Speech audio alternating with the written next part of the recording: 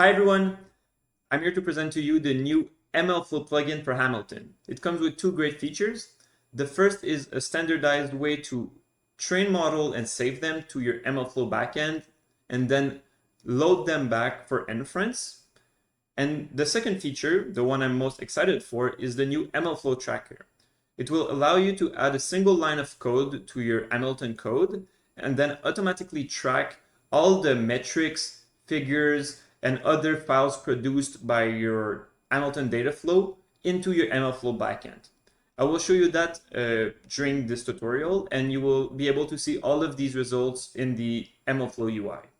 In the end, I'll also show you how the MLFlow UI and the Hamilton UI are complementary and give a great development experience.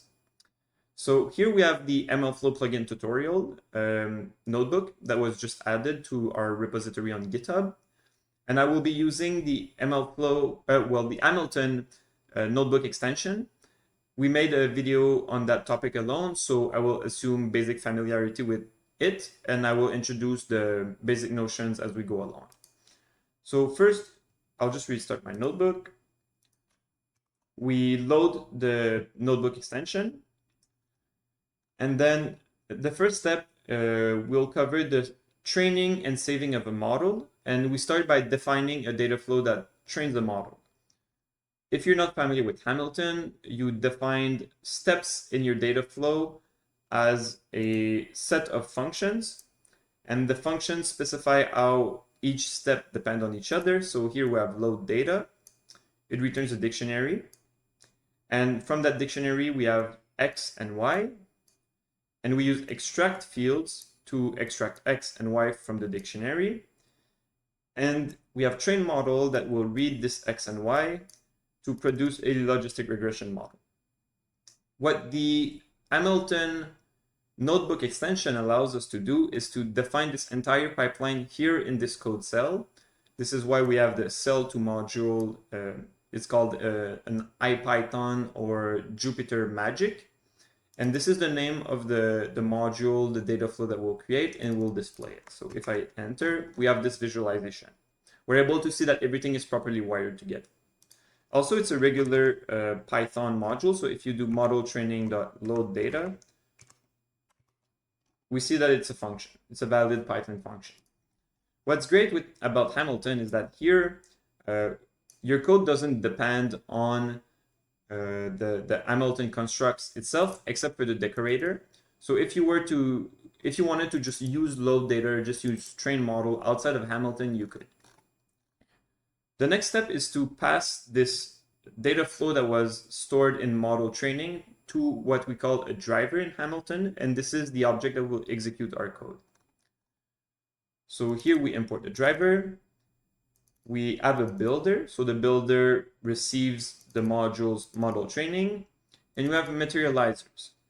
Materializers are the tools to save things, save artifacts in a standardized way. And now we introduce the MLFlow materializer to save models.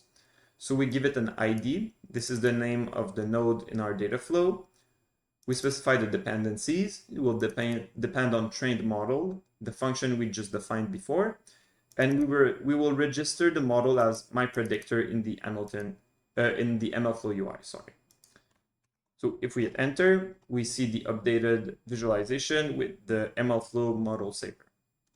If you want to know more about the API and the full set of features this has, you simply add a question mark, or you could do help MLFlow model saver, then you would have the details. Okay. And so to execute code with Hamilton, you just do driver. This is the driver object we created, .execute, and we will ask for trained model, this node, and trained model MLFlow, which will save the model to the backend, the MLFlow backend. We'll take a few seconds. This tells us, this is a message from MLFlow. It tells us that the model was properly registered. And here we can inspect the metadata from the saved model. So we're confident that this was properly saved. It also tells me that it was saved locally to a mlruns subdirectory. Now, if we go here, and now I will need to go to examples MLFlow, and we do MLFlow UI. We'll start the server. And one cool feature with VS Code, oh, that's not what I wanted to do. There's a command for simple browser. Oh, sorry, simple browser. There you go. And now I can add the URL here, and I can view the saved runs. So 49 seconds ago, I created a model, my predictor. As you see now, there's no metadata stored. And this is where the second part of the plugin will help you fill all of that metadata.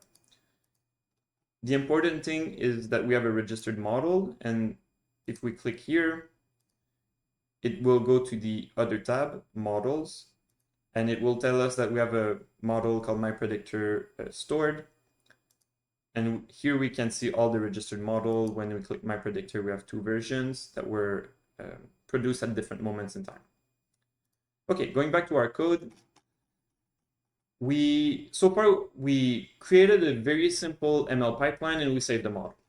How do we retrieve that model? This is what we will do here. We will create a new Hamilton data flow, very simple, again, just 2 nodes, and we will call it model inference. It will receive user inputs, create a node called preprocessed inputs that essentially just wraps the dictionary in a data frame, and then it will go through prediction, which takes the processed inputs, and a model. The model will be the one we load from MLFlow. Yeah, so before I reloaded my window, so I will need to go back here. I'll just make sure to execute these cells in case there are some dependencies later on. So now we're able to create a data flow. The visualization makes sense to us. Just like before, we will create a driver using the builder with modules model inference. And this time we will have a model loader that's here. It uses from MLFlow. The target is the model. Remember, the model is this node. So we want the model that's loaded to replace this node. And we want to load that from the registry. The name of the model is MyPredictor, and the version is 2, the most recent one. We see the updated visualization. Model is now a blue node. It's no longer an input. And there's this load data.model that was added. If you want to learn more about the API, you can always add the question mark again. You can load models both from the tracking server or the registry, depending on how you use MLFlow. And just to show you that this works, we will execute it. Our X input during training had only 2 columns, fair and age. So we give it an input that has fair and age. And we will ask for both the prediction and get back the metadata from loading the model. In orange, yellow, we have the nodes that were executed, and we get both the predictions. That's 0. So probably a survival or not survival, did not survive. And load data.model is the metadata of the retrieved model. So this is all cool. It means that we were able to load model version 2 directly from the registry. But what would be even better is that if we could track everything and fill all of that rich metadata that MLFlow allows for us to include. And we'll do just that with one single line of code. To demonstrate that and make it more interesting, I built a pipeline that's a bit more complex. We will call this pipeline model training number 2. And essentially we load data again, just like before, from the Titanic data set. We will split the data set into Xtrain, Ytrain, Xtest, and Ytest. And we will extract these nodes. We will have a trained model that takes Xtrain and Ytrain, train predictions, and train performance. So the performance score measured by balance accuracy score for the Ytrain, so the true values, and the train predictions. And we will also take the test predictions and the test performance. This could be written more efficiently with Hamilton, but I just wanted to keep it simple here. And then we'll produce a scatter plot. Oh yeah, I was wondering why it was called test, because it's not a test, but it's because it's on the test set. So what we'll do is take the features of our test set, which is the fair and the age, and the color of the points on our scatter plot will be if the predictions are correct or incorrect. So again, what's nice is that we can see our pipeline directly in the notebook, and we can look at it, make sure that everything makes sense.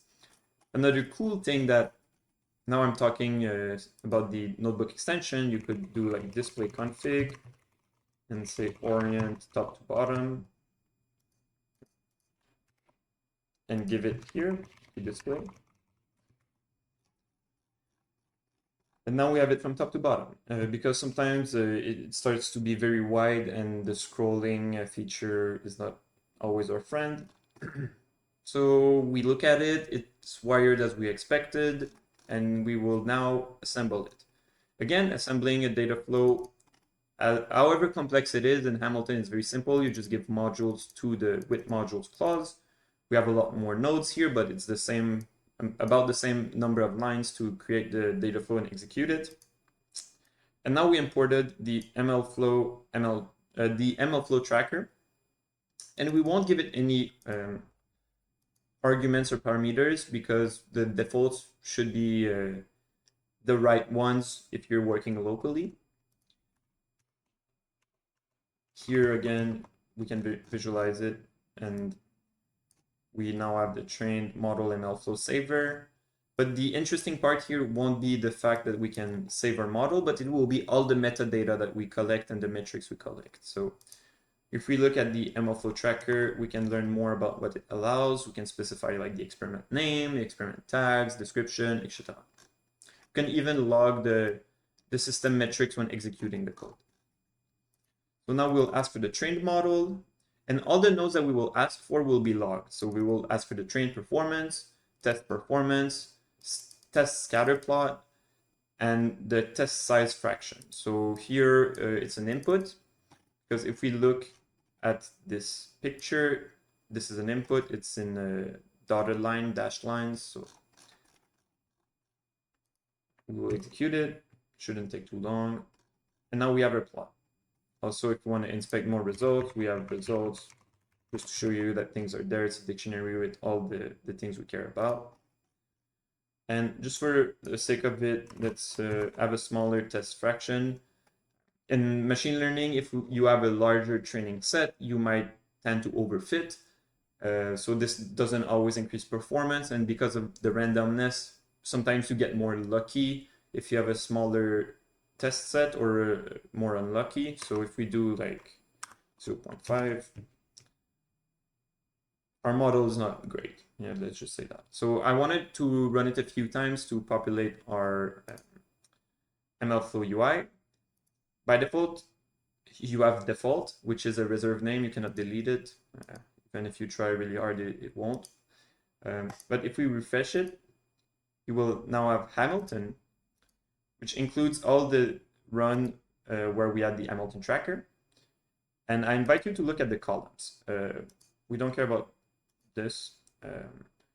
But now we have the metrics that we asked for. So the test performance and train performance. The parameters were the input of the execution. And we also have tags by like code version. So if I was to just do that, and here I want to make a change to this node. What node? Let's say I'll just flip the scatter plots, like the columns out, but that's not what I want to do. 0. So it's the same data flow, but I changed the code for one node. I will need to update the driver. I'll just remove that.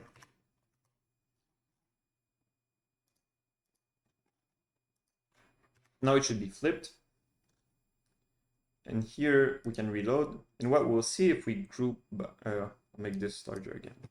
If we group by code version, we'll see that we have different code, because even if we didn't commit anything, Hamilton is smart enough to know the code. It's weird that it doesn't display. Okay, it's because it's grouped by currently, so it's in the name of the. Okay, strange. But yeah, the code version is there, and it's directly derived from the code that was executed. So this is a great feature, and you won't have issues where you run models, they're great, but you have no clue how they're built. So you have all of this here. You can use this chart to compare model metrics. You could have all the metrics you care about in the world, and you have the system metrics that you could collect. And it gets even more exciting. If we get here, we have the details of the test size, the metrics. We could have provided the description directly from the Hamilton tracker. If I was to add like run description, I could add a markdown file here. Model metrics are there. System metrics, I add nothing. Artifacts, we have the scatter plot that's automatically tracked. So this is also like no need to copy paste files or manually save all the things produced by your notebook. And cool things are like the config. So in this case, we have no config for data flow, but you could have configs. I'll show that right after. And we have the Hamilton graph. So this is the entire graph that was executed, including the source code.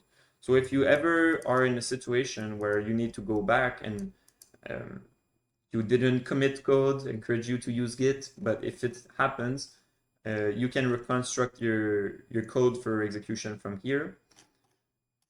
And if you go to models, here we have tags, like the description of the model is directly derived from its docstring, which is a great feature because sometimes you have things in your registry, but you have no clue where they come from. You know that it's binary classifier fitted on the training data, as said here, and you know that it's from the model training 2. The name of the module we produce here, but you could have a Python file. You can edit this manually too, but what's cool is you have all the history of versions. So if you were to edit that model and change the description, the previous versions would still remain untouched. Sorry, I wanted to do this. Okay. So let's go a bit further. It covers most of the features, but there's a more extensive feature list I wanted to share. So you automatically track inputs and configs, as I showed, which you can use for filtering in this view. Now we're back to default. Let's go here. You have all of this here under params. You can use, you have the code version, as I showed. You store the Hamilton graph. You have plotly and matplotlib.viz. So if you want to use the plotly materializer, which is something like toPlotly, and you give it again an ID, myviz plotly, dependencies equal myviz, and form. You could, I think it allows for like path, and you could do myviz.html, which allow you to store an interactive visualization in your MLFlow storage. You can add a lot more metadata, as I said. I will show you just that right after. And also the tags. So I'll run this code just for fun. If we go back to our model, and Hamilton allows for tags, I will need to import tag from the function modifiers subpackage. Tag, and I give it something arbitrary. So my theme is forecast. My favorite day, Sunday.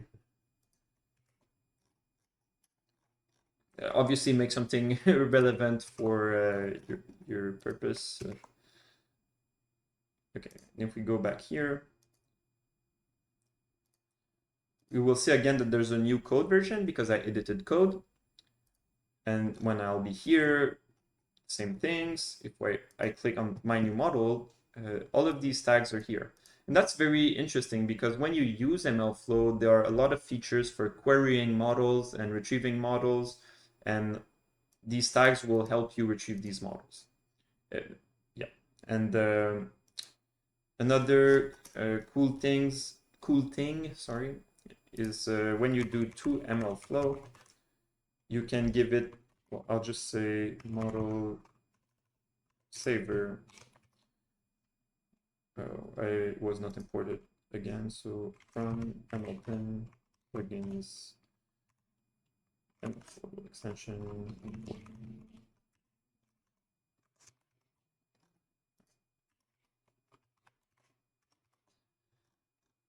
You can oh no, that's not okay. I was mistaken, but yes, what you can do is add an alias. So my favorite one, and then if you do something like flow model loader, you can pick your model by model name, my predictor, and then it's version alias. What did I call it? My favorite one. My favorite. So this is my loader. Oh, I need to specify the mode. See, they're pretty good error messages. If you had errors and the messages are bad, just ping me. Registry. Because I want to load from the registry, and I will be loader.load data. Type, you can pass anything, it's not required. Maybe I'm wrong. What does it say? My favorite one doesn't exist. My favorite one for my predictor. Is it called my predictor? My new model, sorry. My new model. See, so we got our model. And I'd say that the debugging experience wasn't too bad. Okay, so the last thing I want to show is how to use the MLflow tracker and the Hamilton tracker together. It can be very powerful if you link the experiment and runs together. We're looking forward to improve that integration further once we release the MLflow plugin. So actually, I'll just go back here. Sorry for scrolling. I know it can be a bit, it can give a bit of a headache sometimes. Okay, so from Hamilton, APK import Hamilton adapters, Hamilton tracker. Just paste this here. I want this part.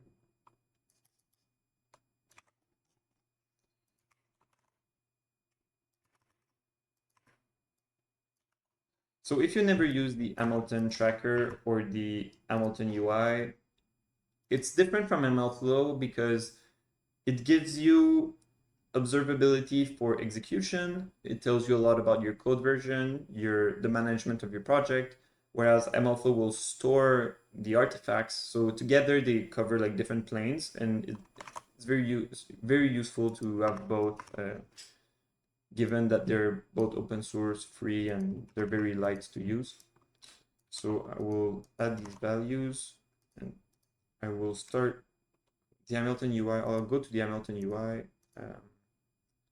We'll open another simple browser. HTTP. I know it's currently running locally on 8242. So yes, I made up a username. I will paste here. I will create a new project, called it MLflow demo. My new demo create. Now it will tell me that it needs a run to populate stuff. And this is project ID number 5. That's what I wanted to gather. So number 5. This is at the wrong place too. This should be under adapters.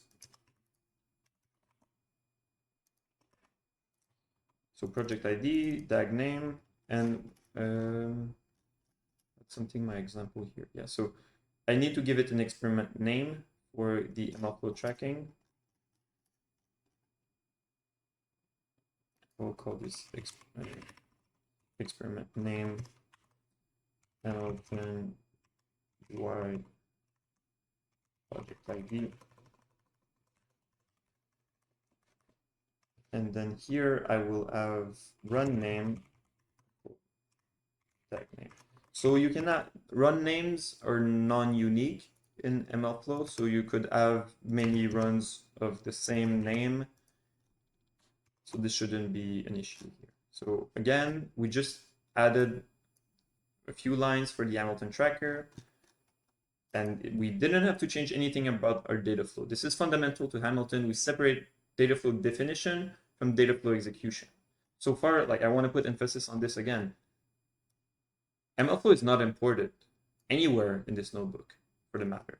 So this is great because you won't have to care about this at first, and it's much easier to maintain if you don't have like MLflow log in all your functions, because you will forget that you renamed a variable, you will overwrite files or logged artifacts by accident, and you can avoid all of that by having it separated from the data flow definition. Here it's at the data flow execution level that we defined our trackers that we can, that relate to how we want to execute and take care of the results.